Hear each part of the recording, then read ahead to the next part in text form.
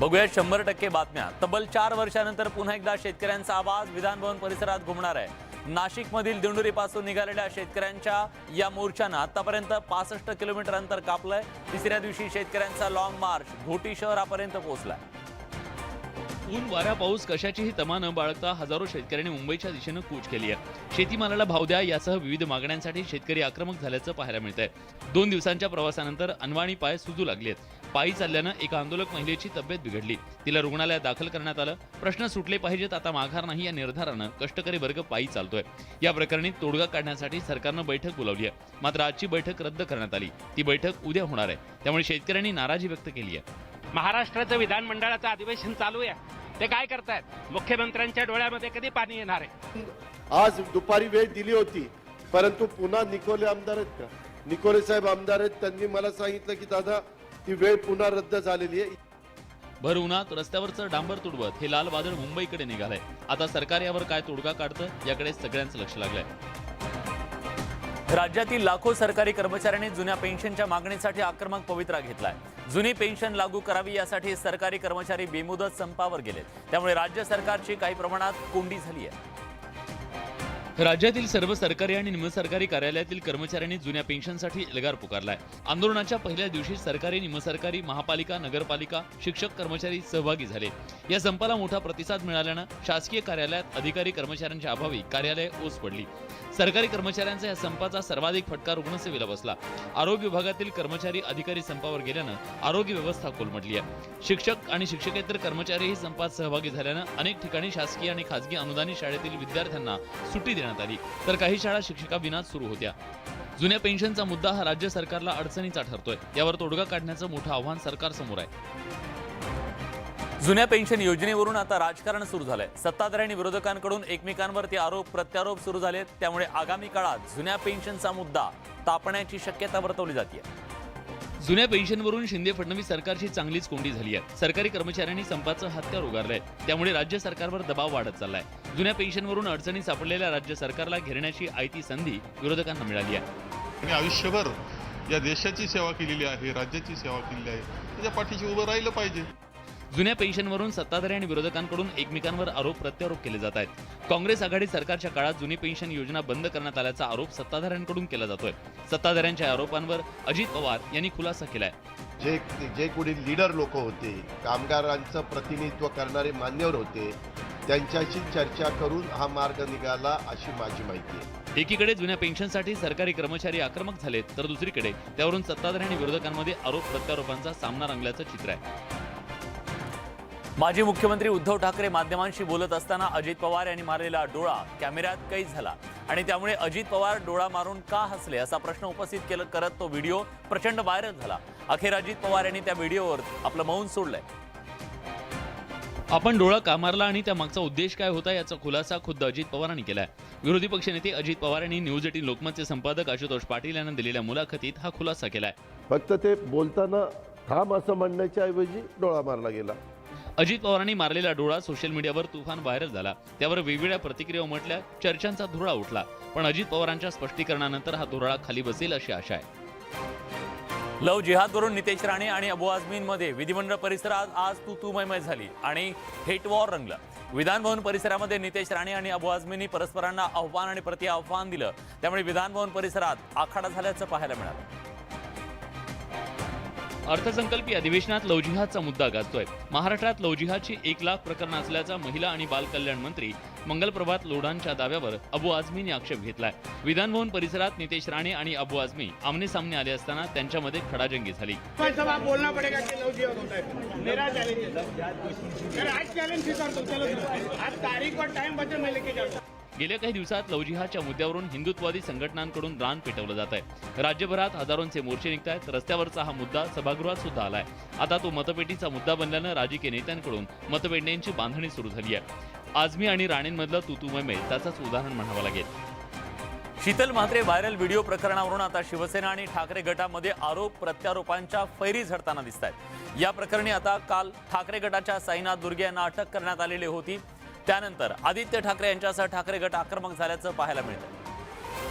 Sheetal Mhatre viral video प्रकरणात ठाकरे गटाचे नेते वरुण सरदेसाई यांनी मोठा दावा केलाय. आमदार प्रकाश सुर्वे यांचे चिरंजीव राज सुर्वे यांनी तो संपूर्ण व्हिडिओ फेसबुकवर लाईव्ह केला होता. त्यामुळे खरा आरोपी आमदार प्रकाश सुर्वे यांचा मुलगा राज सुर्वे असून या प्रकरणी राज सुर्वेला अटक व्हावी अशी मागणी सरदेसाईंनी केली आहे. तर फेसबुकवरचा तो व्हिडिओ डिलीट का झाला याची चौकशी करा अशी मागणी विधान परिषदेचे विरोधी पक्षनेते अंबादास दानवेंनी केलाय. व्हिडिओ व्हायरल झाल्यापासून शीतल म्हात्रे आणि शिवसेनेकडून थेट मातोश्रीवर आरोप करण्यात आले. आता ठाकरे गटानं केलेल्या आरोपांना शिवसेना काय उत्तर देणार हे पाहणं महत्त्वाचं आहे. यानंतर बातमी आहे. सुभाष देसाईंचे चिरंजीव भूषण देसाईंनी शिवसेनेमध्ये प्रवेश करत ठाकरे गटाला धक्का दिलेला होता. त्यावर ठाकरेंच्या शिवसेनेचे नेते खासदार संजय राऊतांनी तिखट शब्दात हल्ला चढवला. सुभाष देसाईंचा मुलगा शिवसेनेमध्ये कधी सक्रिय नव्हता. शिंदे गट कधी बाप पळवत होते, आता मुलं पळवत आहेत, त्याची भरती कुचकामी आहे अशी टीका शिवसेना ठाकरे गटाचे खासदार संजय राऊतांनी केली आहे. संजय राऊतांनी भूषण देसाईंवर केलेल्या आरोपांचाही यावेळी उल्लेख करत शिवसेनेला चिमटा काढलाय. वॉशिंग मशीनमध्ये टाकून स्वच्छ करून बाजूला घेऊन बसलेले.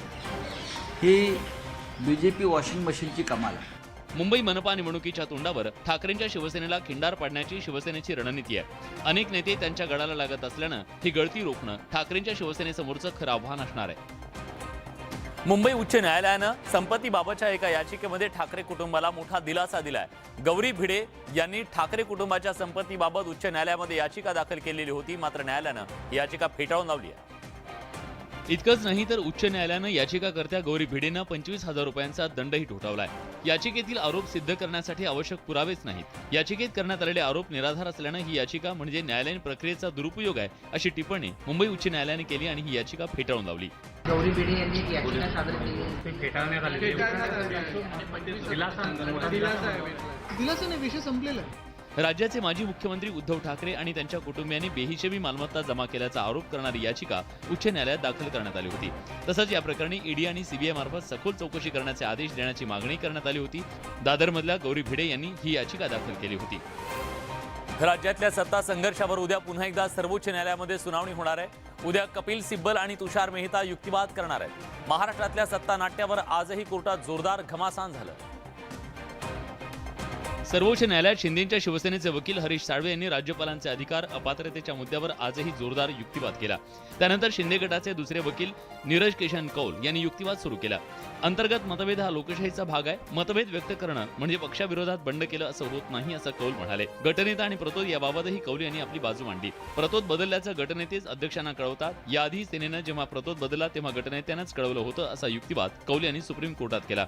तर अपात्रतेची नोटीस फक्त 16 जणांच्या विरोधातच बजावण्यात आल्याचा मुद्दा महेश जेठमलानींनी मांडला. या नोटीसीद्वारे आमदारांमध्ये गट पडायचे होते असा दावा जेठमलानींनी केला. विशेष म्हणजे आजच्या सुनावणीच्या वेळी सुप्रीम कोर्टात केनियाचे सरन्यायाधीश आणि त्यांच्या वकिलांच्या टीमनेही आवर्जून उपस्थिती लावली. त्यामुळे इतर देशांचेही या प्रकरणाकडे लक्ष लागून राहिलंय असं म्हटलं तर वावगं ठरणार नाही. राज्यातल्या स्थानिक स्वराज्य संस्थांच्या निवडणुका पावसाळ्याच्या आधी होण्याबाबत साशंकता व्यक्त केली जाते.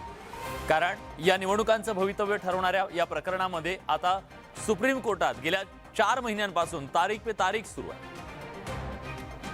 खरं तर 14 मार्चला सुनावणी घेऊ असं सरन्यायाधीश म्हणाले होते, पण आज याचिका ना मेन्शन झाली ना त्याच्यावर सुनावणी झाली. सत्ता संघर्षावरची सुनावणी पूर्ण झाल्यावर स्थानिक स्वराज्य संस्थांच्या निवडणुकीबाबतच्या केसेसवर सुनावणी होईल असं कळतंय. त्यामुळे 15 किंवा 16 मार्च नंतर ही सुनावणी होण्याची शक्यता वर्तवली जाते. त्यामुळे स्थानिक स्वराज्य संस्थांच्या निवडणुका पावसाळ्याआधी होण्याची शक्यता कमी दिसते. स्थानिक स्वराज्य संस्थांच्या निवडणुका कोर्टात 2 कारणामुळे अडकल्या. एकतर ओबीसी आरक्षणाला ग्रीन सिग्नल मिळाला, पण आधी जाहीर झालेल्या 92 नगर परिषदांमध्ये सुद्धा हे आरक्षण मिळावं यासाठी शिंदे सरकार कोर्टात गेलं. सोबतच मवियाच्या काळातली वॉर्ड रचना 4 ऑगस्ट रोजी एका अध्यादेशानं सरकारनं बदलली. 22 ऑगस्टला सुप्रीम कोर्टानं जैसे थेचे आदेश दिले. त्यानंतर आतापर्यंत या प्रकरणाची सुनावणी झाली नाहीये. माजी मंत्री आणि ठाकरे गटाचे नेते अनिल परब यांना दुहेरी दिलासा मिळालाय. एकीकडे सोमवारपर्यंत परब यांना अटक करू नका असे आदेश मुंबई हायकोर्टानं ईडीला दिले, तर तिकडे खेड अतिरिक्त जिल्हा सत्र न्यायालयानं सुद्धा परबांविरोधातले गुन्हे रद्द करत दिलासा दिलाय. दापोलीतील साई रिसॉर्टशी संबंधित मनी लॉन्ड्रिंग प्रकरणात ईडीकडून काही दिवसांपूर्वी सदानंद कदमांना अटक करण्यात आली. त्यातच आजही एकाला ईडीनं अटक केली. याच कारवाईच्या पार्श्वभूमीवर परब यांनी मुंबई हायकोर्टात धाव घेतली होती. ईडीनं नोंदवलेला ECIR रद्द करण्याची मागणी परब यांनी याचिकेच्या द्वारे केली. ईडीनं सोमवारपर्यंत अनिल परब यांच्या विरोधात कोणतीही सक्तीची कारवाई करू नये असे आदेश हायकोर्टानं दिले.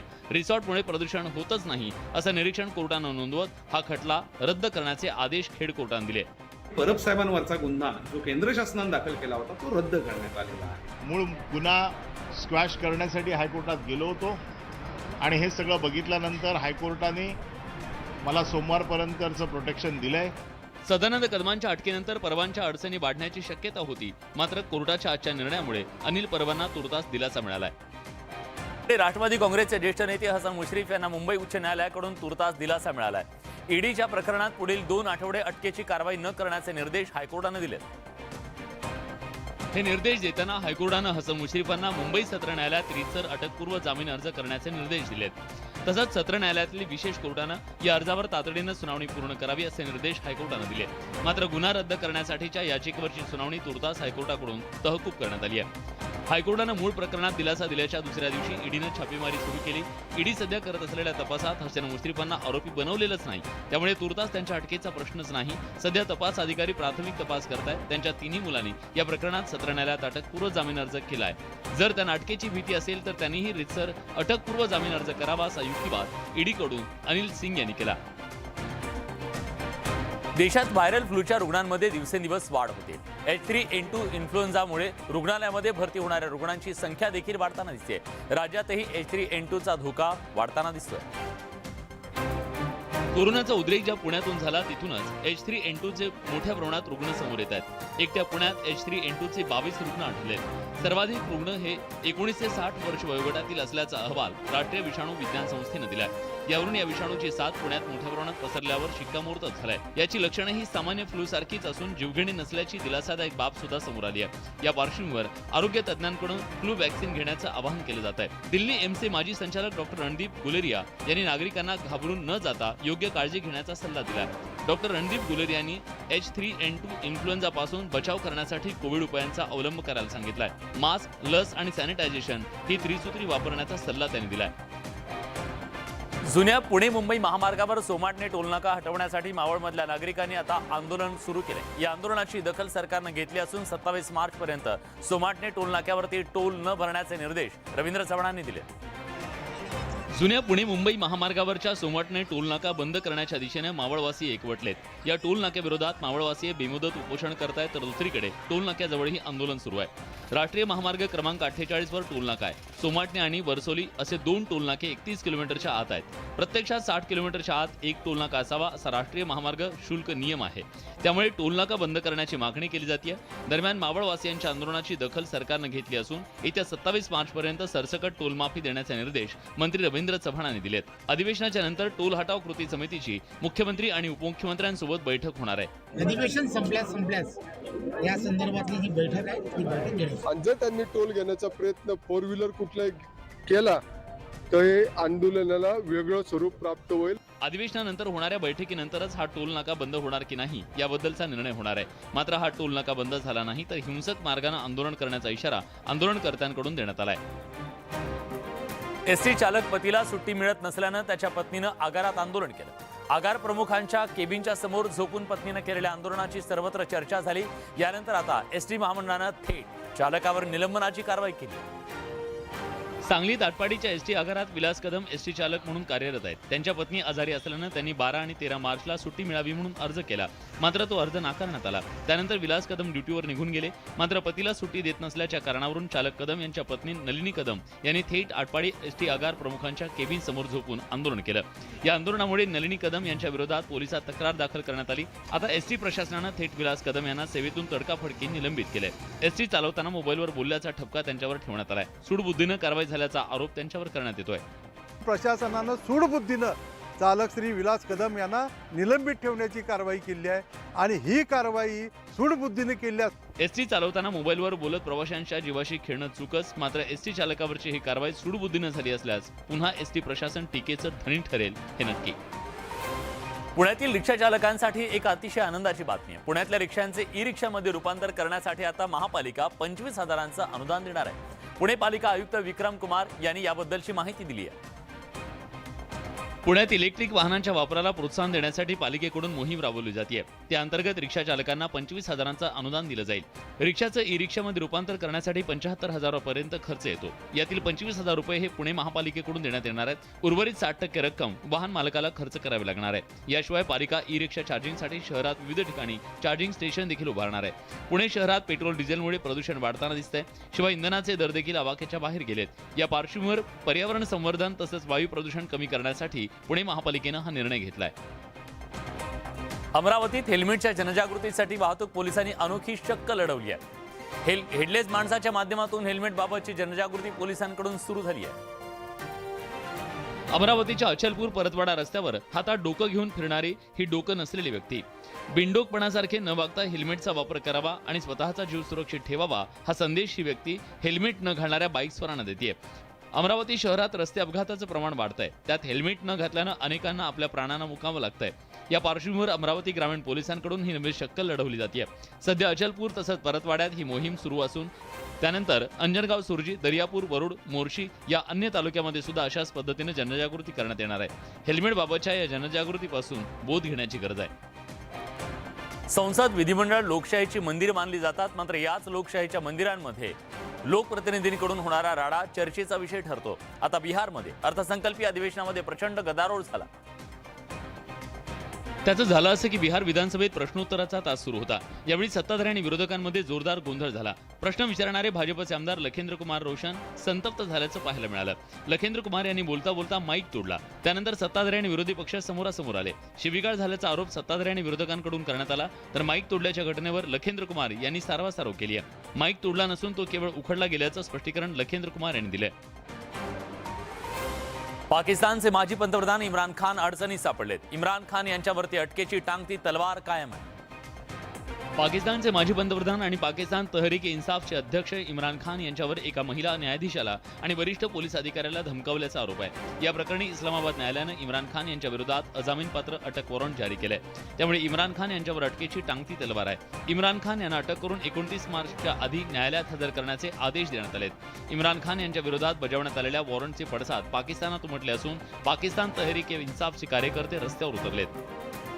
महाराष्ट्रात पहिल्यांदाच महिला महाराष्ट्र केसरीचा थरा रंगणार आहे.